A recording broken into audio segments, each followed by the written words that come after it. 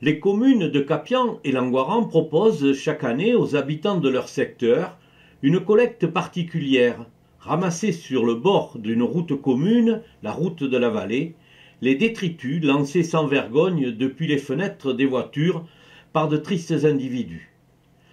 Elles n'y sont pour rien si elles se retrouvent sur le bord de la route, mais c'est une évidence, les canettes vides restent avec le plastique, les champions de la pollution.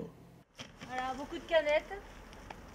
Sachant que l'aluminium, il faut des milliers d'années pour que ça se détruise. Voilà. Le plastique, toujours pareil, le plastique. On est envahi par le plastique. Mais parfois, les cueillettes offrent quelques surprises. Regardez, même un sac à main. C'est du Voilà. faux, là, à mon avis. Oui, ça Il y a c'est... tout dedans, mais bon, il y a Voilà. pas de papier, c'est pas identifiable, quoi. Voilà, le résultat sûrement de vol. Le téléphone, ils s'en sont servis, hein, mais il n'y est plus. Voilà. Un sac à main. Ouais. Parce qu'il y a l'étui du téléphone, mais le téléphone, il n'y est plus. Trouver ces détritus relève d'une quête moins noble que la recherche des champignons. Marcher dessus n'apporte pas du tout les mêmes sensations. Oh, une boîte. Une boîte. Il faut marcher dans les feuilles parce qu'il y a énormément de bouteilles en plastique dessus. Les accès de plus en plus contrôlés au centre de tri sont à même de conduire à une pénalisation de la nature. Les déchets issus de démolitions et de bien d'autres activités humaines s'empilent dans les bois. Et le Gaillardon, petite rivière qui coule au fond de cette vallée, sert hélas de moyen de transport vers la Garonne à une quantité importante de détritus qui, au terme, se retrouvent dans l'océan. Écoutez, regardez, alors, les fumeurs sont bien représentés. Les buveurs de bière aussi. Alors là, les buveurs de bière, il y a toutes les marques, ça va de celle-ci à celle-ci. Qu'est-ce qu'il y a d'autre aussi d'assez surprenant? Ah oui, j'ai trouvé quelque chose, des produits. Alors des produits. On voit des pilules là, ah c'est quoi? oui, regardez, une plaquette de contraception.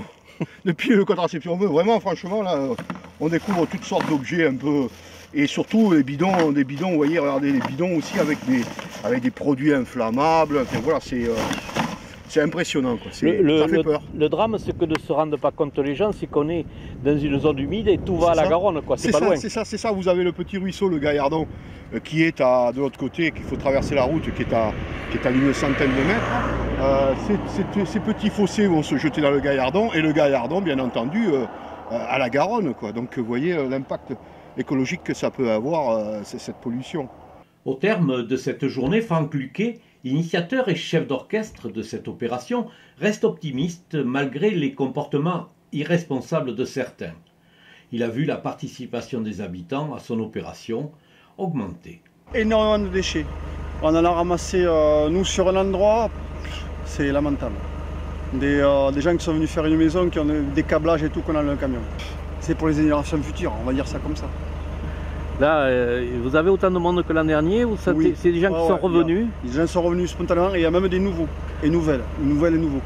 Voilà. Donc ça c'est positif pour vous, je présume. Pour nous c'est positif. Mais ça veut dire aussi que c'est quand même bien. Les gens sont un petit peu plus écolos. Ils se sentent concernés, vous croyez? Concernés, sauf ceux qui... Mais bon, on va y arriver. Faut être positif. Moi je suis de tempérament positif.